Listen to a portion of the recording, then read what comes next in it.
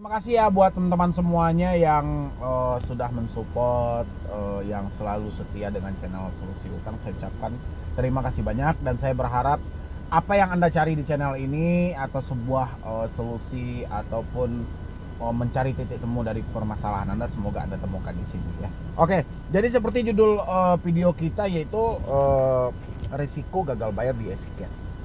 Karena ini banyak banget yang bertanya ke saya, Bang, bahas EasyCash bang, bahas ada kami bang, bahas ini bang, bahas itu bang. Saya coba gitu loh untuk bahas yang ukurannya hari ini rencananya sih saya mau bahas ada kami ya. Tapi esok hari saya akan bahas ada kami, saya akan bahas uang Mi. Dan teman-teman semuanya yang ada pernah Anda diancam oleh uang Mi, ada kami ataupun yang lain dari aplikasi itu, silahkan Anda chat tim saya, nanti tim saya akan men-sharing itu, kirimkan screenshotnya seperti apa ancamannya. Nanti kami akan nilai, silahkan Anda ambil nomor yang ada di deskripsi. Atau Anda juga bisa isi di kolom komentar seperti apa sih penagihan dari EasyCash ataupun ada kami ataupun uang Mi ataupun yang lainnya seperti apa, Anda boleh isi di kolom komentar ya. Jadi gini, ini karena sudah banyak ya, baik dari WA, dari Instagram, dari tim saya ini sudah banyak banget tentang EasyCash ini. Kita juga heran ya di sini ya. Ini yang pertama ini saya juga menemukan di sini kayak gini. EasyCash, Anda boleh lihat di sini ya, saya munculkan di sini. Anda sudah melewati batas periode perjanjian elektronik yang telah disepakati di awal pengajuan. Kami tunggu itikat baik Anda sebelum kami melibatkan kontak darurat dan kontak kerja Anda untuk bantu konfirmasi keberadaan serta bantu reminder pembayaran. Mohon jangan blokir kami karena bisa menjadi bumerang buat Anda. Bila sampai dengan hari ini pukul 12.00, waduh aku jumpain tanggal lagi nih, jumpai jam lagi nih ya. Kami belum menerima pembayaran Anda juga, dengan sangat menyesal kami tidak akan menghentikan proses penelponan ke kontak darurat ataupun tempat kerja Anda. Wow, seru ya, dengan sangat menyesal dia tidak akan menghentikan telepon proses penelponan ke kontak darurat ataupun tempat kerja Anda ya. Oke. Di bawahnya masih ada ini. Pak atau Ibu, kalau Anda niat menghindar dari tagihan, Anda salah. Sampai kapanpun tagihan akan tetap ditagih. Coba Anda baca hukum membayar hutang. Itu hukumnya wajib sampai kapanpun Anda menghindar hutang tetap. Oke, saya cari kelanjutannya ya. Sampai kapanpun Anda menghindar utang tetap utang. Anda sengaja menunda pembayaran seperti ini akan jadi masalah buat Anda sendiri. Ingat, kami terdaftar di OJK. Ingat, kami terdaftar di OJK. Ini ingat ya, ingat dia terdaftar di OJK. Ternyata belum terverifikasi ya, baru terdaftar di OJK. Kami akan menjalankan sistem kami untuk menindaklanjuti data Anda. Bayarkan tagihan EasyCash Anda hari ini sebelum kami kirimkan kolektor lapangan. Oke, kita cari lagi apa kelanjutannya di balik ini. Tidak ada lagi. Oh, ada ini. Gimana pembayarannya? Baik diminta seperti ini, maunya ditagih ke tempat kerja baru bayar. Mana Pak Bos, 393.600 nggak bisa bayar. Oke, kita kupas ya. Satu persatu kita kupas. Yang baru menonton silahkan di like dan di share dulu. EasyCash ini dia terdaftar di OJK atau sudah mengantongi izin OJK, tapi sangat kita sayangkan ya, saya sangat menyayangkan hal ini terjadi. Kenapa? Karena ini ada ancaman dan tekanan di sini ya. Di mana tekanannya? Di sini. Mohon jangan blokir kami karena bisa menjadi bumerang buat Anda. Bumerang apa yang dia maksud? Bumerang penyebaran data, bumerang penelponan kontak, bumerang apa yang dia maksud di sini ya. Habis itu tekanannya hampir sama. Kenapa setiap DC itu selalu menetapkan jam-jam berikutnya gitu loh. Ya, contohnya ini. Bila sampai dengan hari ini pukul 12.00 kami tidak menerima pembayaran Anda juga, dengan sangat menyesal tidak akan menghentikan. Ini dengan sangat menyesal dia tidak akan menghentikan proses penelponan ke kontak darurat ataupun tempat kerja. Berarti dia akan menelpon kita setiap hari dan setiap hari. Ya, ini cuma itu. Di sini dia tuliskan cuma itu. Ya. Dan saya herankan kenapa orang-orang ketika mendapatkan chatan seperti ini, misalnya EasyCash Anda sudah melewati batas periode perjanjian elektronik, Kenapa Anda tidak cerna dulu setiap kata-kata yang ada? Apa sih sebenarnya yang harus Anda takutkan? Apa sebenarnya yang harus Anda cemaskan? Kalau menurut saya di sini tidak ada yang pantas untuk Anda takuti dan tidak ada yang pantas untuk Anda cemaskan. Esikes hampir sama dengan aplikasi lainnya. Juga tetap mengancam, juga tetap menekan, juga tetap mempatokkan waktu gitu loh. Ya. Tapi ini ada yang menarik. Dia minta di bawah ini, tolong Anda baca hukum membayar hutang. Ya, hukum membayar hutang yang mereka suruh baca ini tentang ketetapan undang-undangnya atau hukum di dalam Islamnya. Ya. Kalau Anda menemukan cetan seperti ini, coba tanyakan dulu, hukum membayar hutang yang Anda tanyakan ini tentang Islam atau tentang undang-undangnya gitu loh. Coba ditanyakan dulu biar lebih detail. Ya. Kalau hukumnya tentang Islam, membayar hutang itu wajib. Menagih hutang itu wajib, tapi ada tapinya. Ya. Kan debt collector selalu bilang itu hutang dibawa mati. Hutang dibawa mati. Tengok dulu hutangnya seperti apa. Ya. Menagih hutang itu juga wajib. Ya, tapi juga ada batasnya. Kalau orang sudah menyatakan tidak mampu, dia sudah tidak ada lagi uang buat membayar, menagih hutang haram. Ya, kepada orang yang sudah tidak mampu.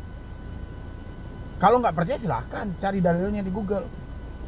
Kalau nggak percaya Anda tanyakan sama ahli agama Anda, ustadz ataupun apa gitu, Anda tanyakan ke situ. Kalau dibaca secara syariat Islam.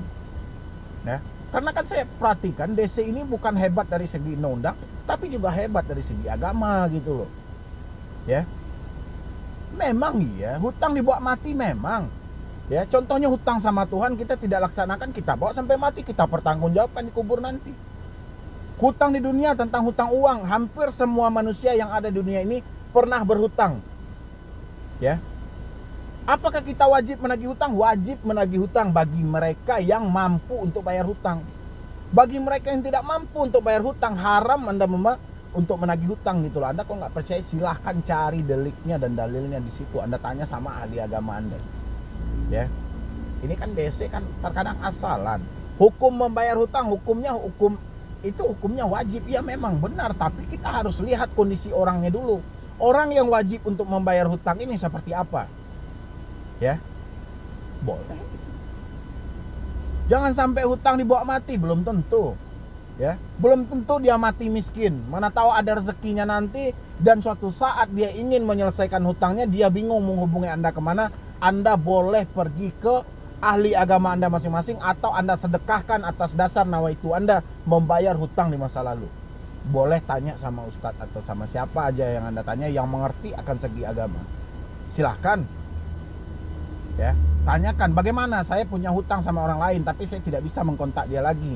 Saya tidak tahu lagi di mana dia, sudah tidak tahu lagi di mana tinggalnya. Gimana caranya saya menyelesaikan hutang? Pasti akan ada jalan lainnya.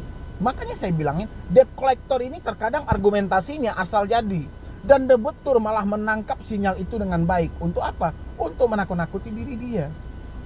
Ya, apalagi sejenis esikes ini. Ini coba Anda baca hukum membayar hutang, itu hukumnya wajib sampai kapanpun. Anda menghindar hutang tetap hutang. Anda sengaja menunda pembayaran seperti ini akan menjadi masalah buat Anda sendiri. Ingat, kami terdaftar OJK. Emang kalau terdaftar OJK masalah apa gitu loh. Ya. OJK selama ini cuman pilih-pilih. OJK tidak menindai tentang pinjol tapi menindai tentang debitur. Ya. Gimana itu ceritanya? Ini jelas, ini fakta. Bahwa ini ditekan, orang banyak ditekan, ribuan orang ditekan oleh pinjaman online. Tapi giliran mereka mengadu, OJK tidak menerima. Sekarang para pinjaman online memanfaatkan kekuatan OJK untuk apa? Untuk menakut-nakuti mereka yang berhutang. Mana ini sebenarnya? Ya. Jadi buat teman-teman semuanya, kalau Anda mendapatkan suatu ancaman yang seperti ini, Anda boleh lihat di samping sini.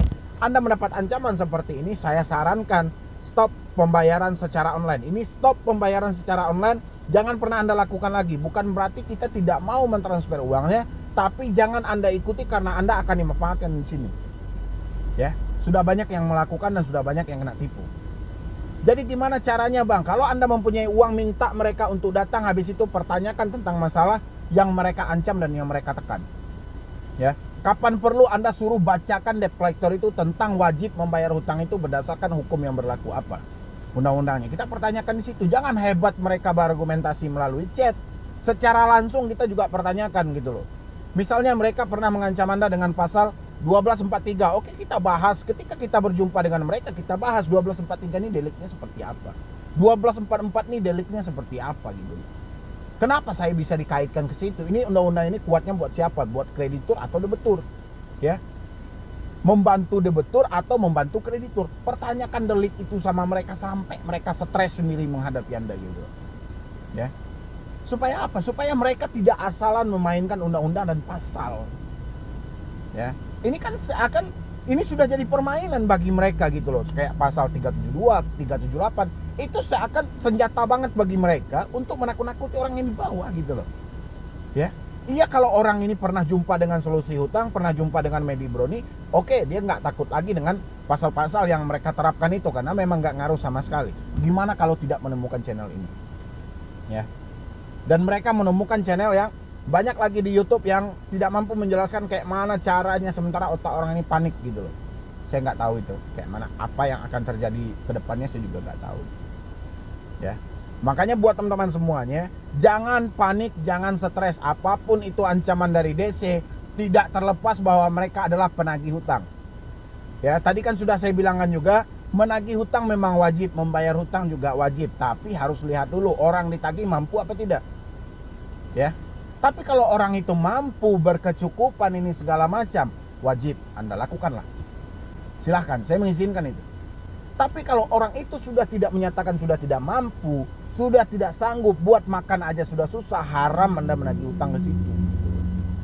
Ya, kalau kita baca ke syariat agamanya. Tapi apakah benar debt collector ini benar-benar paham akan agama ini?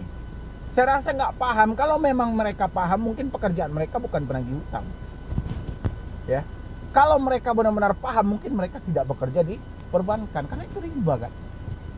Saya yakin Anda tidak begitu paham. Jadi hanya memaham-mahamkan, bukan paham.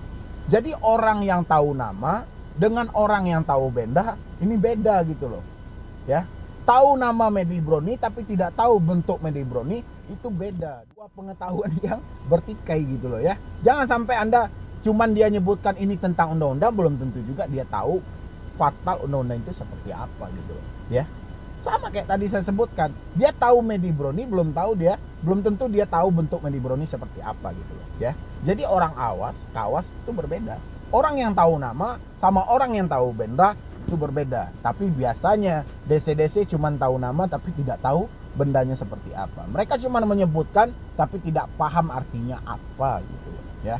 Dan saya berharap buat teman-teman semuanya tidak ada yang ketakutan, tidak ada yang kecemasan, karena yakinlah DC itu nggak ada, minim banget itu, dari pemikirannya minim banget gitu. Jadi Anda jangan terbawa suasana, bawa senyum aja, bawa abaikan aja. Ini mereka mungkin udah lelah, mungkin sudah capek, mungkin sudah begana begini, mungkin sudah tekanan hidup atau tekanan supervisor, tekanan dari SPP dan lain sebagainya gitu loh. Ya. Jadi buat Anda yang terjebak di Cash, Anda mendapatkan ancaman dan tekanan, stop membayar online, lanjutkan bayar offline. Bukan berarti kita tidak bayar hutang, kumpulkan uang Anda, minta DC-nya untuk datang. Ya. Berhentilah melakukan pembayaran secara online karena itu akan modus penipuan berikutnya. Karena sudah banyak orang yang ditipu gara-gara selalu membayar via online. Ya, ini Anda harus ingat, jangan Anda paksakan untuk membayar secara online, bayarlah secara offline, secara langsung. Tanyakan di mana kantornya, adakah petugas lapangan yang mau menjemput agen, silahkan saya di rumah dan di alamat. Ya. Kalau mereka maki-maki dulu Anda jemput uang nih segala macam, saya tidak peduli dulu, saya tidak terima alasan Anda, saya tidak peduli dengan alasan Anda bagaimana. Kalau memang Anda butuh tagihan, jemput ke rumah saya sesuai alamat. Silahkan DC Anda datang, saya mau berargumentasi dengan debt collector Anda. Ya. Ini mungkin cuma itu dulu yang dapat saya sampaikan. Terlebih dan terkurangnya saya mohon maaf. Nanti buat teman-teman semuanya yang mau konsultasi atau diskusi sama tim saya, silahkan di nomor yang ada di deskripsi. Atau Anda juga mau japri pribadi dengan saya juga boleh, silahkan di Instagram saya @medibroni. Silahkan Anda lihat di layar ini, pasti ada gitu loh ya. Yang penting Anda support terus channel ini, support terus channel Solusi Hutang, supaya saya makin semangat lagi, tim saya juga semangat lagi memberikan solusi dan motivasi buat Anda semuanya, menjawab dari pertanyaan Anda semuanya. Walaupun mereka agak slow respon itu bukan berarti mereka ele-elean atau mereka malas-malasan, tidak, tapi karena banyaknya orang yang konsultasi dan diskusi di situ. Ya, terkadang Anda sudah caci maki mereka, Anda sudah buru-buru ini segala macam, kirim P udah kayak deprektor. Setan Anda itu tenggelam dalam itu, ya. Karena biasanya tim itu menjawab dari bawah ke atas. Jadi jarang terjadi mereka menjawab dari atas ke bawah. Jadi Anda harap maklumin soal itu, ya. Dan saya berharapnya semoga kedepannya teman-teman semua itu terbebas dari pinjaman online, ya. Jadi sekian dulu dari saya, Medi Broni. Wassalam.